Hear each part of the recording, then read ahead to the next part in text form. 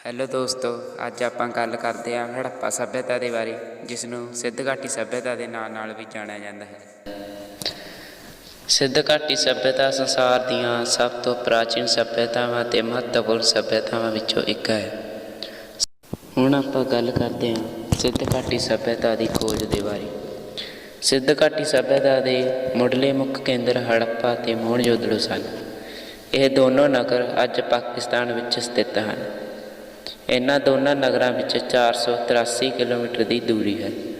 ਹੜੱਪਾ ਦੀ ਖੋਜ ਆਰ.ਪੀ. ਦਯਾਰਾਮ ਸਾਹਣੀ ਨੇ 1921 ਈਸਵੀ ਵਿੱਚ ਕੀਤੀ ਅਤੇ ਮੋਹਨਜੋਦੜੋ ਦੀ ਖੋਜ ਸ੍ਰੀ ਆਰ.ਡੀ. ਬੈਨਰਜੀ ਨੇ 1922 ਈਸਵੀ ਵਿੱਚ ਕੀਤੀ।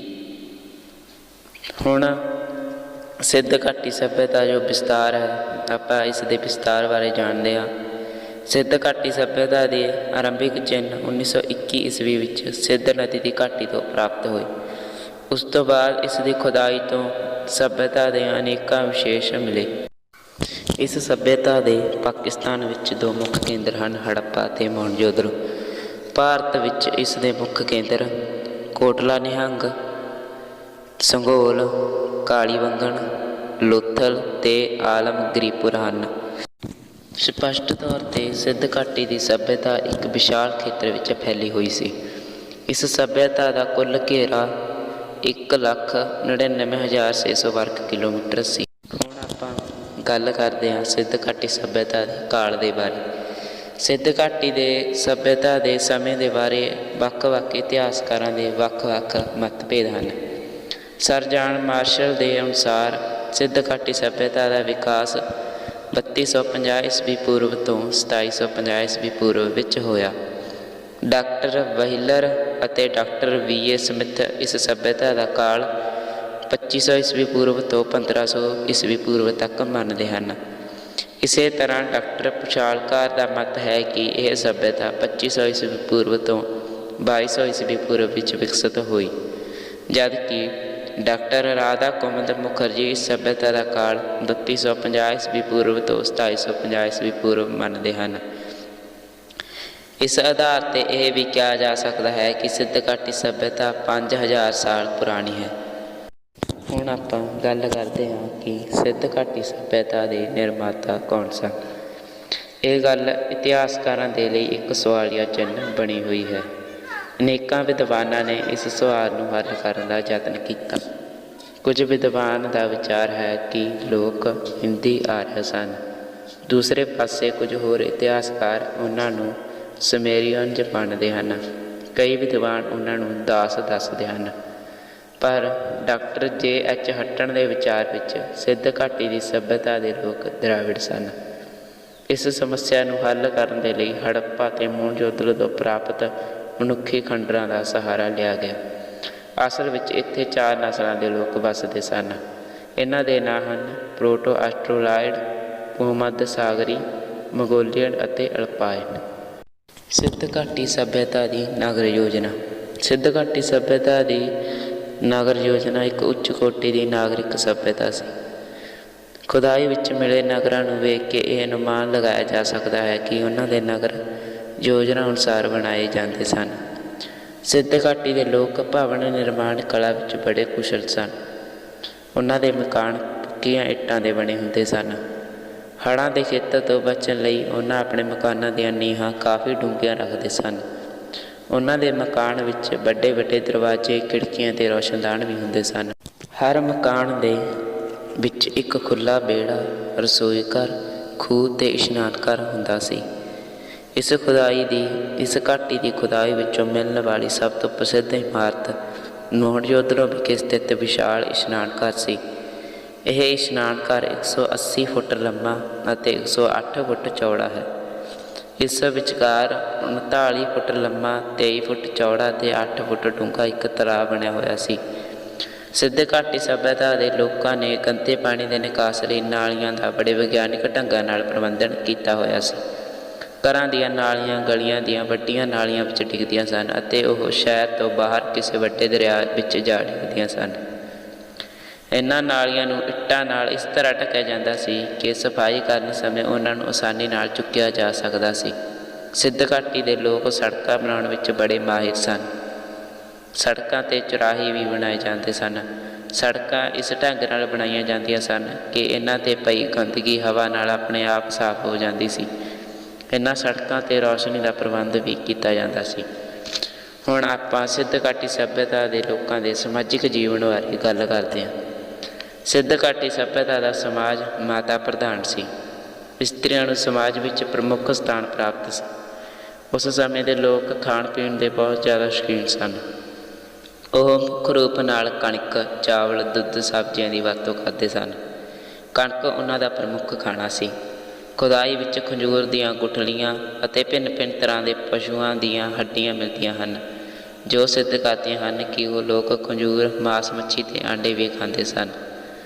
ਖੁਦਾਈ ਵਿੱਚ ਮਿਲੀਆਂ ਮੂਰਤੀਆਂ ਅਤੇ ਤੱਕਲੀਆਂ ਤੋਂ ਪਤਾ ਚੱਲਦਾ ਹੈ ਕਿ ਸਿੱਧ ਘਾਟੀ ਦੇ ਲੋਕ ਸੂਤੀ ਕੱਪੜੇ ਪਹਿਨਦੇ ਸਨ ਅਤੇ ਉਹ ਧੋਤੀ ਅਤੇ ਮੋਢਿਆਂ 'ਤੇ ਸ਼ਾਲ ਜਾਂ ਦੁਪੱਟਾ ਵੀ ਧਾਰਨ ਕਰਦੇ ਸਨ। ਔਰਤਾਂ ਅਕਸਰ ਰੰਗਦਾਰ ਅਤੇ ਬੇਲ ਬੂਟੀਆਂ ਵਾਲੇ ਕੱਪੜੇ ਪਹਿਨਦੇ ਸਨ। ਸਿੱਧ ਘਾਟੀ ਦੀਆਂ ਔਰਤਾਂ ਅਤੇ ਮਰਦਾਂ ਨੂੰ ਗਹਿਣੇ ਪਹਿਨਣ ਦਾ ਵੀ ਸ਼ੌਂਕ ਸੀ। ਉਸ ਸਮੇਂ ਹਾਰ ਵਾਲੀਆਂ ਅੰਗੂਠੀਆਂ, ਕੰਗਣ, ਚੂੜੀਆਂ ਅਤੇ ਪੈਰਾਂ ਦੇ ਘੜੇ ਪਹਿਨਣ ਦਾ ਰਿਵਾਜ ਸੀ। ਇਹਨਾਂ ਗਹਿਣਿਆਂ ਦੀ ਸ਼ਲਾਘਾ ਕਰਦੇ ਹੋਏ ਸਰ ਜਾਨ ਮਾਰਸ਼ਲ ਨੇ ਕਿਹਾ ਕਿ ਸੋਨੇ ਚਾਂਦੀ ਦੇ ਇਹਨਾਂ ਗਹਿਣਿਆਂ ਦੀ ਚਮਕ ਅਤੇ ਬਨਾਵਟ ਦੇਖ ਕੇ ਅਜਿਹਾ ਮਾਲੂਮ ਹੁੰਦਾ ਹੈ ਕਿ ਅੱਜ ਤੋਂ 5000 ਸਾਲ ਪਹਿਲਾਂ ਦੇ ਕਿਸੇ ਇਤਿਹਾਸਕ ਘਰ ਤੋਂ ਨਹੀਂ ਕੱਢੇ ਗਏ ਹਨ, ਬਲਕਿ ਆਧੁਨਿਕ ਬਾਂਡ ਸਟਰੀਟ ਦੇ ਕਿਸੇ ਜੋਰੀ ਦੀ ਦੁਕਾਨ ਤੋਂ ਲਿਆਏ ਗਏ ਹਨ। ਔਰਤਾਂ ਸ਼ਿੰਗਾਰ ਲਈ ਸੁਰਮਾ, ਸੁਰਖੀ, ਸੰਗੋਧਿਤ ਤੇਲ ਦੀ ਵਰਤੋਂ ਕਰਦੀਆਂ ਸਨ। ਆਦਮੀ ਵੀ ਸ਼ਿੰਗਾਰ ਕਰਦੇ ਸਨ। ਸਿੱਧ ਘਾਟੀ ਦੇ ਲੋਕਾਂ ਦੇ ਮਨੋਰੰਜਨ ਦੇ ਸਾਧਨਾਂ ਵਿੱਚ ਨਾਚ, ਗਾਉਣਾ ਅਤੇ ਜੂਆ ਨੂੰ ਮੁੱਖ ਸਥਾਨ ਪ੍ਰਾਪਤ ਸੀ। ਉਹ ਆਪਣੇ ਮੁੱਦਿਆਂ ਦਾ ਮੁੱਖ ਸਥਾਨ ਪ੍ਰਾਪਤ ਸੰਸਕਾਰ ਕਈ ਢੰਗਾਂ ਨਾਲ ਕਰਦੇ ਸਨ। ਸਿੱਧ ਘਾਟੀ ਸੱਭਿਅਤਾ ਦੇ ਲੋਕਾਂ ਦਾ ਆਰਥਿਕ ਜੀਵਨ। ਸਿੱਧ ਘਾਟੀ ਦੇ ਲੋਕਾਂ ਦਾ ਮੁੱਖ ਪੇਸ਼ਾ ਖੇਤੀ ਸੀ। ਉਹ ਕਣਕ, ਕਪਾਹ, ਜੌਂ ਅਤੇ ਫਲਾਂ ਦੀ ਖੇਤੀ ਕਰਦੇ ਸਨ। ਅੰਨ ਇਕੱਠਾ ਕਰਨ ਦੇ ਲਈ ਵੱਡੇ ਵੱਡੇ ਗੋਦਾਮ ਬਣਾਏ ਗਏ ਸਨ ਅਤੇ ਉਹਨਾਂ ਦੇ ਨੇੜੇ ਹੀ ਅਨਾਜ ਪੀਸਣ ਦੀ ਵਿਵਸਥਾ ਵੀ ਸੀ। ਖੇਤੀ ਲੋਕਾਂ ਦਾ ਮੁੱਖ ਪੇਸ਼ਾ ਹੋਣ ਦੇ ਕਾਰਨ ਉਹ ਲੋਕ ਪਸ਼ੂਆਂ ਦੇ ਮਹੱਤਵ ਨੂੰ ਚੰਗੀ ਤਰ੍ਹਾਂ ਸਮਝਦੇ ਸਨ। ਇਸ ਲਈ ਉਹ ਗਾਂ, ਬੈਲ, ਹਾਥੀ, ਘੋੜੇ, ਭੇਡ ਬੱਕਰੀ ਅਤੇ ਕੁੱਤੇ ਪਾਲਦੇ ਸਨ। ਇੱਥੋਂ ਦੇ ਵਪਾਰ ਦੇ ਸੰਬੰਧ ਵਿੱਚ ਪ੍ਰੋਫੈਸਰ ਚਾਇਲਡ ਦਾ ਮੱਤ ਹੈ ਕਿ ਇਹਨਾਂ ਦੀਆਂ ਬਣਾਈਆਂ ਹੋਈਆਂ ਚੀਜ਼ਾਂ ਦਜਲਾ ਅਤੇ ਫਰਾਤ ਦੀ ਘਾਟੀ ਦੇ ਬਾਜ਼ਾਰਾਂ ਵਿੱਚ ਵਿਕੀਆਂ ਕਰਦੀਆਂ ਸਨ। ਤਾਂਬਾ, ਸ਼ੀਸ਼ਾ, ਸੋਨਾ, ਚਾਂਦੀ ਆਦਿ ਅਫਗਾਨਿਸਤਾਨ ਤੋਂ ਮੰਗਵਾਇਆ ਜਾਂਦਾ ਸੀ। ਮਛਲੀਆਂ ਅਰਬ ਸਾਗਰ ਦੇ ਕਿਨਾਰਿਆਂ ਤੋਂ ਆਉਂਦੀਆਂ ਸਨ। ਵਸਤਾਂ ਨੂੰ ਤੋਲਣ ਦੇ ਲਈ ਵੱਟਿਆਂ ਦੀ ਵਰਤੋਂ ਵੀ ਕੀਤੀ ਜਾਂਦੀ ਸੀ ਅਤੇ ਲੋਕ ਬਹੁਤ ਸਾਰੇ ਉਦਯੋਗ ਧੰਦੇ ਵੀ ਜਾਣਦੇ ਸਨ। ਉਹ ਕਾਂਸੀ, ਪਿੱਤਲ ਅਤੇ ਮਿੱਟੀ ਦੇ ਭਾਂਡੇ ਬਣਾਉਣ ਵਿੱਚ ਵੀ ਨਿਪੁੰਨ ਸਨ। ਇਸ ਤੋਂ ਇਲਾਵਾ ਉਹ ਰੂੰ ਕੱਤਣ, ਕੱਪੜੇ ਬੁਣਨ, ਇੱਟਾਂ, ਮਕਾਨ, ਗਹਿਣੇ ਬਣਾਉਣ ਆਦਿ ਦਾ ਕੰਮ ਵੀ ਬਹੁਤ ਸੁੰਦਰ ਢੰਗ ਨਾਲ ਕਰਦੇ ਸਨ। ਸਿੱਧ ਘਾਟੀ ਦੇ ਸੱਭਿਅਤਾ ਦੇ ਲੋਕਾਂ ਦਾ ਰਾਜਨੀਤਿਕ ਜੀਵਨ। ਸਿੱਧ ਘਾਟੀ ਸੱਭਿਅਤਾ ਦੇ ਲੋਕਾਂ ਦੀ ਰਾਜਨੀਤਿਕ ਵਿਵਸਥਾ ਕਿਹੋ ਜਿਹੀ ਸੀ, ਇਸ ਬਾਰੇ ਇਤਿਹਾਸਕਾਰਾਂ ਦੇ ਵੱਖ-ਵੱਖ ਮਤਭੇਦ ਹਨ। ਸਿੱਧ ਘਾਟੀ ਦੀ ਨਗਰ ਯੋਜਨਾ ਉਹਨਾਂ ਦੇ ਦੇਸ਼ ਵਿੱਚ ਵਿਦੇਸ਼ਾਂ ਨਾਲ ਸੰਬੰਧਿਤ ਮੋਹਰਾਂ, ਲਿਪੀ ਅਤੇ ਇੱਕੋ ਜਿਹੇ ਨਾਪ ਤੋਲ ਦੇ ਵੱਟਿਆਂ ਨੂੰ ਦੇਖ ਕੇ ਇਸ ਗੱਲ ਦਾ ਅੰਦਾਜ਼ਾ ਲਗਾਇਆ ਜਾਂਦਾ ਹੈ ਕਿ ਉਸ ਸਮੇਂ ਇੱਕ ਚੰਗੀ ਰਾਜਸੀ ਵਿਵਸਥਾ ਦਾ ਪ੍ਰਬੰਧ ਸੀ। ਨਾਗਰਿਕਾਂ ਨੂੰ ਮਿਲਣ ਵਾਲੀਆਂ ਸਹੂਲਤਾਂ ਅਤੇ ਸਫਾਈ ਪ੍ਰਬੰਧ ਨੂੰ ਵੇਖ ਕੇ ਇਸ ਗੱਲ ਦਾ ਅਨੁਮਾਨ ਲਗਾਇਆ ਜਾ ਸਕਦਾ ਹੈ ਕਿ ਉਸ ਸਮੇਂ ਨਗਰਪਾਲਿਕਾ ਕਮੇਟੀਆਂ ਦਾ ਵੀ ਪ੍ਰਬੰਧ ਸੀ। ਪਰ ਸਾਨੂੰ ਸੋਮਿਆਂ ਦੀ ਘਾਟ ਕਾਰਨ ਉਸ ਸਮੇਂ ਦੇ ਰਾਜਿਆਂ ਦੇ ਅਧਿਕਾਰ ਅਤੇ ਉਹਨਾਂ ਦੇ ਮੰਤਰੀਆਂ ਬਾਰੇ ਕੋਈ ਜਾਣਕਾਰੀ ਪ੍ਰਾਪਤ ਨਹੀਂ ਹੋ ਸਕੀ। ਸਿੱਧ ਘਾਟੀ ਸੱਭਿਅਤਾ ਦੇ ਲੋਕਾਂ ਦਾ ਧਾਰਮਿਕ ਜੀਵਨ।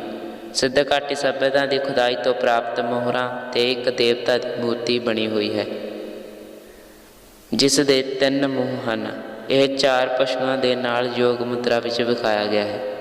ਇਹਨਾਂ ਪਸ਼ੂਆਂ ਵਿੱਚ ਇੱਕ ਬੈਲ ਵੀ ਹੈ। ਸਰ ਜਾਨ ਮਾਰਸ਼ਲ ਦਾ ਅਨੁਮਾਨ ਹੈ ਕਿ ਇਹ ਸ਼ਿਵ ਦੀ ਮੂਰਤੀ ਹੈ। ਖੁਦਾਈ ਵਿੱਚ ਮਿਲੀਆਂ ਮੋਹਰਾਂ 'ਤੇ ਇੱਕ ਅੱਧ ਨੰਗੀ ਔਰਤ ਅੰਕਿਤ ਹੈ। ਉਸ ਦੀ ਕਮਰ ਅਤੇ ਭਾਲਾ ਅਤੇ ਸਰੀਰ ਦੇ ਖਾਸ ਕਿਸਮ ਦੀ ਪੁਸ਼ਾਕ ਹੈ। ਸਰ ਜਾਨ ਮਾਰਸ਼ਲ ਨੇ ਇਸ ਨੂੰ ਮਾਤਰ ਦੇਵੀ ਕਿਹਾ ਹੈ। ਉਹਨਾਂ ਦੀ ਗੱਲ ਇਸ ਲਈ ਠੀਕ ਵਿਖਾਈ ਦਿੰਦੀ ਹੈ ਕਿਉਂਕਿ ਮਾਤਰ ਦੇਵੀ ਦੀ ਪੂਜਾ ਭਾਰਤ ਵਿੱਚ ਪ੍ਰਾਚੀਨ ਕਾਲ ਤੋਂ ਚੱਲੀ ਆ ਰਹੀ ਹੈ। ਖੁਦਾਈ ਤੋਂ ਮਿਲੀਆਂ ਮੋਹਰਾਂ, ਹਾਥੀ, ਬੈਲ, ਬਾਘ ਆਦਿ ਦੇ ਚਿੱਤਰ ਅੰਕਿਤ ਹਨ। ਅਜਿਹਾ ਵਿਸ਼ਵਾਸ ਕੀਤਾ ਜਾਂਦਾ ਹੈ ਕਿ ਉਹਨਾਂ ਨੂੰ ਦੇਵਤਾ ਮੰਨ ਕੇ ਉਹਨਾਂ ਦੀ ਪੂਜਾ ਕਰਦੇ ਸਨ। ਇਹਨਾਂ ਤੋਂ ਇਲਾਵਾ ਉਹ ਪਸ਼ੂ, ਪੰਛੀਆਂ ਅਤੇ ਰੁੱਖ ਦੀ ਵੀ ਪੂਜਾ ਕਰਦੇ ਸਨ।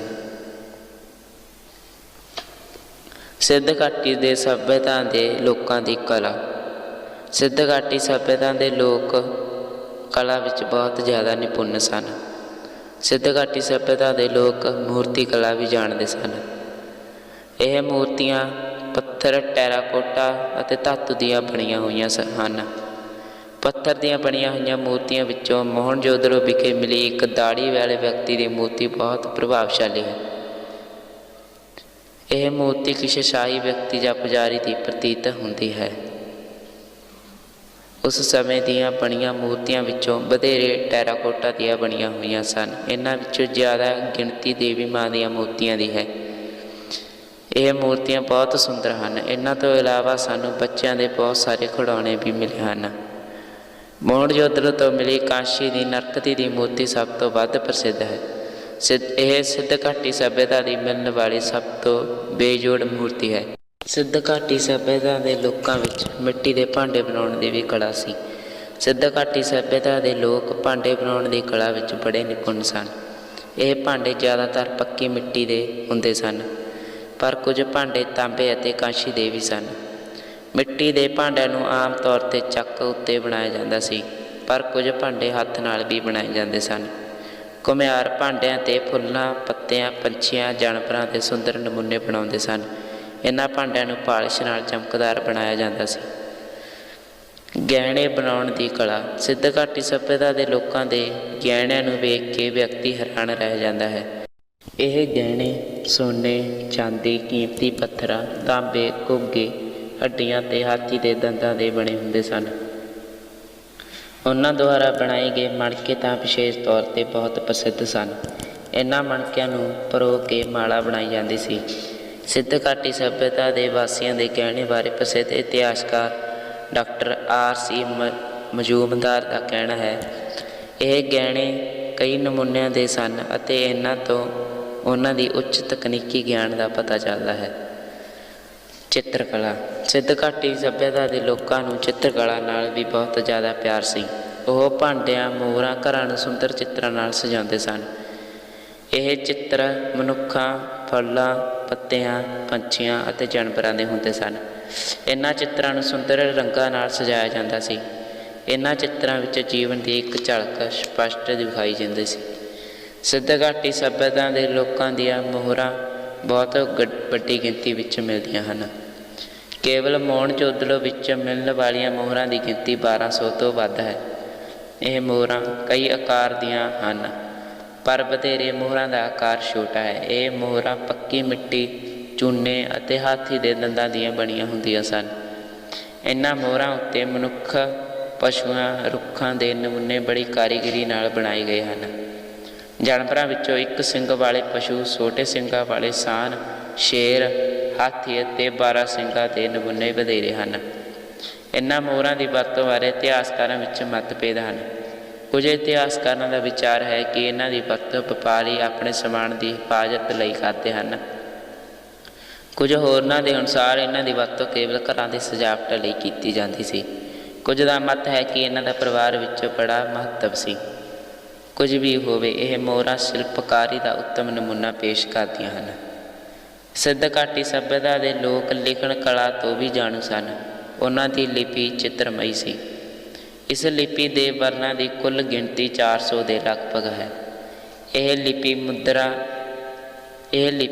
ਮੋਹਰਾਂ, ਪੱਟੀਆਂ, ਭਾਂਡਿਆਂ ਅਤੇ ਦੀਵਾਰਾਂ ਉੱਤੇ ਉਕਰੀ ਮਿਲੀ ਸੀ। ਇਹ ਲਿਪੀ ਜ਼ਿਆਦਾਤਰ ਸੱਜੇ ਤੋਂ ਖੱਬੇ ਪਾਸੇ ਲਿਖੀ ਜਾਂਦੀ ਸੀ, ਪਰ ਕਿਧਰੇ ਕਿਧਰੇ ਇਹ ਖੱਬੇ ਤੋਂ ਸੱਜੇ ਪਾਸੇ ਵੱਲ ਵੀ ਲਿਖੀ ਗਈ ਹੈ। ਇਸ ਲਿਪੀ ਨੂੰ ਹਾਲੇ ਤੱਕ ਵਿਗਿਆਨੀ ਪੜ੍ਹਨ ਵਿੱਚ ਅਸਫਲ ਰਹੇ ਹਨ। 1992 ਈਸਵੀ ਵਿੱਚ ਬਿਹਾਰ ਦੇ 2 ਵਿਦਵਾਨਾਂ N.K. ਵਰਮਾ ਅਤੇ ਅਰੁਣ ਪਾਠਕ ਨੇ ਇਸ ਗੱਲ ਦਾ ਦਾਅਵਾ ਕੀਤਾ ਹੈ ਕਿ ਉਹ ਸਿੰਧ ਘਾਟੀ ਸੱਭਿਅਤਾ ਦੀ ਲਿਪੀ ਨੂੰ ਪੜ੍ਹਨ ਵਿੱਚ ਕਾਮਯਾਬ ਹੋ ਗਏ ਹਨ, ਪਰ ਇਸ ਗੱਲ ਦੀ ਹਾਲੇ ਹੋਰਨਾਂ ਵਿਦਵਾਨਾਂ ਦੁਆਰਾ ਪੁਸ਼ਟੀ ਕੀਤੀ ਜਾਣੀ ਅਜੇ ਬਾਕੀ ਹੈ। ਜੇ ਇਹ ਸੱਚ ਹੋਵੇ ਤਾਂ ਇਸ ਨੂੰ ਨਿਰਸੰਦੇਹ ਆਧੁਨਿਕ ਕਾਲ ਦੀ ਇੱਕ ਮਹਾਨ ਪ੍ਰਾਪਤੀ ਮੰਨਿਆ ਜਾਵੇਗਾ, ਕਿਉਂਕਿ ਅਜਿਹਾ ਹੋਣ ਨਾਲ ਸਿੱਧ ਘਾਟੀ ਸੱਭਿਅਤਾ ਦੇ ਭਰਪੂਰ ਚਾਨਣਾ ਪਾਇਆ ਜਾ ਸਕੇਗਾ। ਸਿੱਧ ਘਾਟੀ ਸੱਭਿਅਤਾ ਬੇਸ਼ੱਕ ਅਲੋਪ ਹੋ ਚੁੱਕੀ ਹੈ, ਪਰ ਉਸ ਦੀ ਛਾਪ ਅੱਜ ਵੀ ਜੀਵਨ ਦੇ ਹਰ ਪੱਖ ਵਿੱਚ ਦੇਖਣ ਨੂੰ ਮਿਲਦੀ ਹੈ। ਸਿੱਧ ਘਾਟੀ ਸੱਭਿਅਤਾ ਤੋਂ ਅਸੀਂ ਯੋਜਨਾਬੱਧ ਢੰਗ ਨਾਲ ਸ਼ਹਿਰਾਂ ਨੂੰ ਬਣਾਉਣ ਦਾ ਤਰੀਕਾ, ਚੌੜੀਆਂ ਅਤੇ ਖੁੱਲ੍ਹੀਆਂ ਸੜਕਾਂ ਅਤੇ ਗਲੀਆਂ ਬਣਾਉਣ ਦਾ ਤਰੀਕਾ, ਸੜਕਾਂ 'ਤੇ ਰੌਸ਼ਨੀ ਦਾ ਪ੍ਰਬੰਧ, ਸਫਾਈ ਅਤੇ ਗੰਦੇ ਪਾਣੀ ਦੇ ਨਿਕਾਸ ਦਾ ਪ੍ਰਬੰਧ, ਗਹਿਣੇ, ਮੋਹਰਾਂ, ਮੂਰਤੀਆਂ ਅਤੇ ਬੱਚਿਆਂ ਦੇ ਖਿਡੌਣੇ ਬਣਾਉਣ ਦੀ ਕਲਾ, ਇਸਤਰੀਆਂ ਦੇ ਹਾਰ ਸ਼ਿੰਗਾਰ ਦਾ ਢੰਗ, ਬੰਨ, ਚਰਖਾ, ਆਟਾ ਪੀਸਣ ਵਾਲੀ ਚੱਕੀ ਬਣਾਉਣ ਦਾ ਢੰਗ ਸਿੱਖਿਆ ਹੈ। ਉਹਨਾਂ ਦੀ ਸਭ ਤੋਂ ਵੱਡੀ ਦੇਣ ਧਾਰਮਿਕ ਖੇਤਰ ਵਿੱਚ ਹੈ। ਉਸ ਸਮੇਂ ਵਿੱਚ ਪੂਜੇ ਜਾਣ ਵਾਲੇ ਦੇਵੀ ਦੇਵਤਿਆਂ ਜਿਵੇਂ ਦੇਵੀ ਮਾਂ, ਸ਼ਿਵ ਜੀ, ਅਗਨੀ, ਜਲ, ਸੂਰਜ, ਰੁੱਖਾਂ ਅਤੇ ਨਾਗ ਆਦਿ ਦੀ ਪੂਜਾ ਅੱਜ ਵੀ ਹਿੰਦੂ ਧਰਮ ਵਿੱਚ ਪ੍ਰਚਲਿਤ ਹੈ। ਸਿੱਧ ਘਾਟੀ ਸੱਭਿਅਤਾ ਦੇ ਪਤਨ ਦੇ ਕਾਰਨ।